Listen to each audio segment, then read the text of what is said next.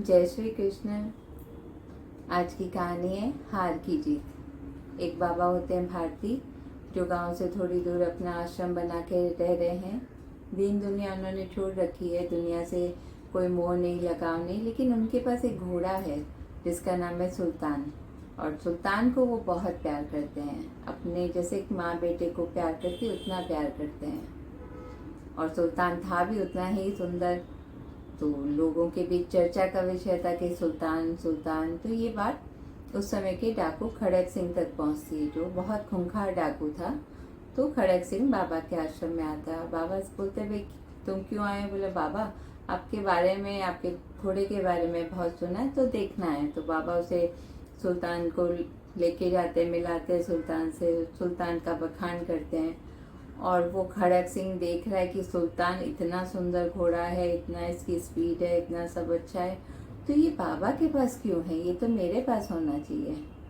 तो बाबा से कहता है कि आपका घोड़ा मैं एक दिन ले जाऊंगा चुरा के। और खड़क सिंह चला जाता है।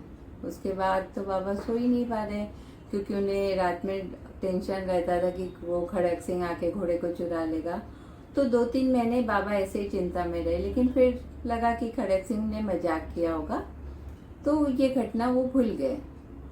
कई दिनों बाद बाबा जब अपने घोड़े को लेके जा रहे थे, तो एक व्यक्ति पेड़ के नीचे बीमार, मजबूर, चल नहीं पा रहा, इस टाइप का एक व्यक्ति बैठा। बाबा से कहता, बाबा रुकिए, मुझे आपकी मदद चाहिए। बोले, क्या भाई?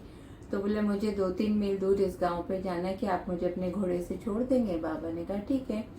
तो वो बाबा क्या करते हैं, खुद तो घोड़े से नीचे उतरते हैं और उस व्यक्ति को घोड़े पर बिठाते हैं और घोड़े की लगाम पकड़ के चल रहे होते हैं। थोड़ी दूर चलते हैं, तब तक घोड़े की लगाम बाबा के हाथ से वो व्यक्ति खींच लेता है। और बाबा उसका चेहरा देखते हैं तो देखते, अरे ये तो डाकू खड़क सिंह है। तो बाबा ने उसको गंभीर आवाज में कहा कि रुको। बोला, रुक तो गया हूँ बाबा, लेकिन ये घोड़ा मैं आपको नहीं दूंगा। बाबा ने कहा, ठीक है, घोड़ा तुम रख लो, लेकिन जो आज ये घटना हुई है ना, इसका जिक्र किसी से नहीं करना। बोला, क्यों? बोला, तुम आज एक गरीब मजबूर व्यक्ति बन के आए और मैंने तुम्हारी मदद की। अगर इस घटना का जिक्र हुआ, लोगों तक ये बात पता चली, तो लोग जो सच में जिनको मदद की जरूरत होगी उनको भी नहीं करेंगे, क्योंकि उन्हें पता चलेगा कि हो सकता है कोई लुटेरा बैठा हो। ऐसा कहकर बाबा अपने आश्रम की ओर जाते और खड़क सिंह चला जाता है।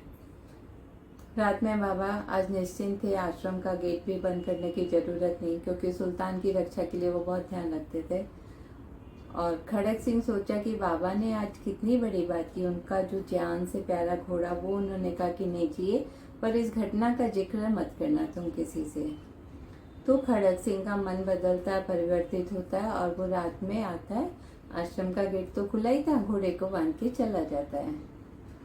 सुबह बाबा जैसे नियम से दिनचर्या से उठते हैं और उठते हैं, फिर उन्हें ध्यान आता है कि उनका तो घोड़ा नहीं है। लेकिन फिर जब घोड़े को भी पता चल जाता है कि बाबा उठ गए, तो घोड़े की आवाज़ सुन के फिर वो बाबा भारती आते हैं और देखते हैं कि उनका घोड़ा तो यहाँ बंधा हुआ है। बहुत खुश हो जाते हैं दोनों। तो बाबा ने अपने घोड़े के ऊपर, कि भाई घोड़ा उन्हें जान से प्यारा था, लेकिन इंसानियत को चुना कि भाई घोड़ा तुम रख लो, लेकिन इस घटना का जिक्र किसी से नहीं करना। जय श्री कृष्ण। सबका मंगल हो।